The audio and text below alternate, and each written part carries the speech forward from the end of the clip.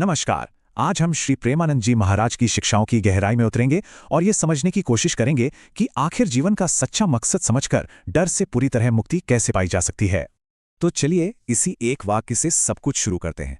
ये सिर्फ एक कहने की बात नहीं है, बल्कि ये एक बहुत शक्तिशाली भरोसा है, एक आश्वासन है, जो आगे हम जो भी बात करेंगे उसका आधार बनेगा।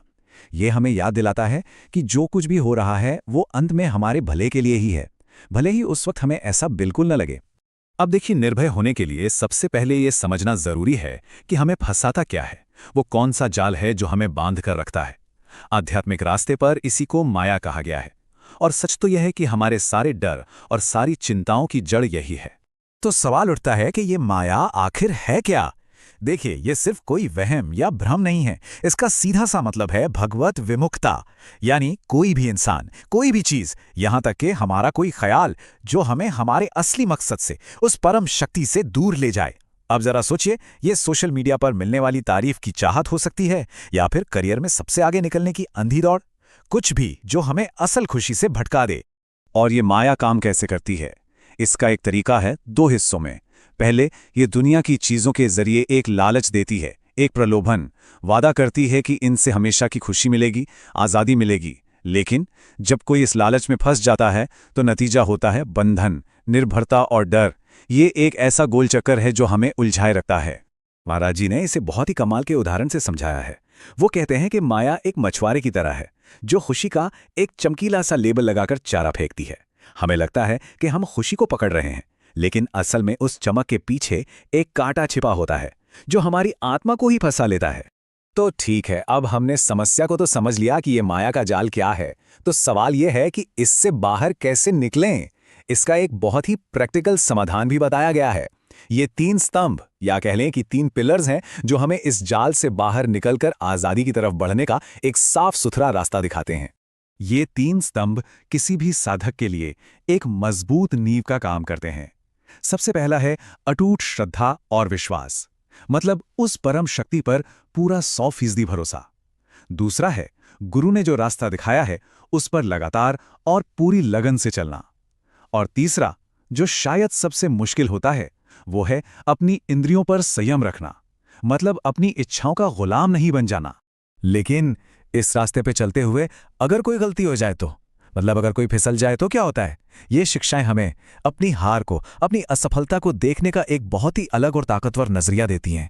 इस बात को समझने के लिए प्रेम जी की असल जिंदगी की कहानी से बेहतर कुछ हो ही नहीं सकता।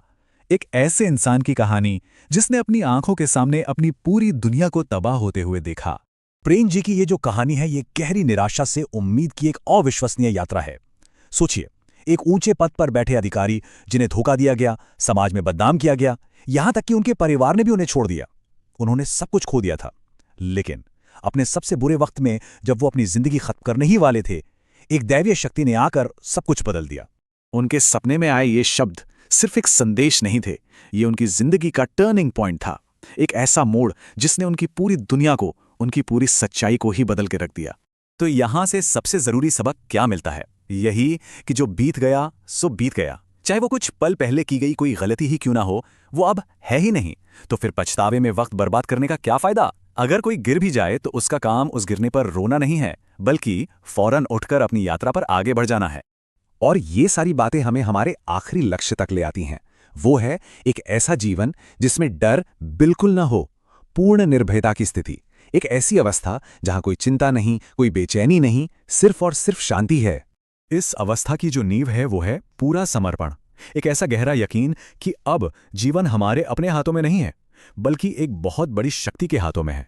और जब कोई इतना भरोसा करता है तो उसकी जिम्मेदारी वो शक्ति खुद उठा लेती है।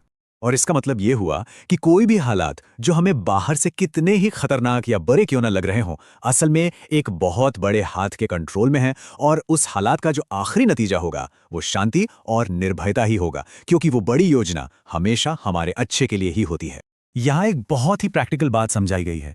डर 2 तरह के होते हैं। एक है स्वाभाविक डर, जैसे अचानक कोई तेज आवाज सुनकर हम चौंक जाते हैं, ये तो एक नेचुरल रिएक्शन है। लेकिन दूसरा है सोच पर आधारित डर, यानी वो चिंता जो हम भविष्य के बारे में सोच सोचकर अपने मन में पैदा करते हैं।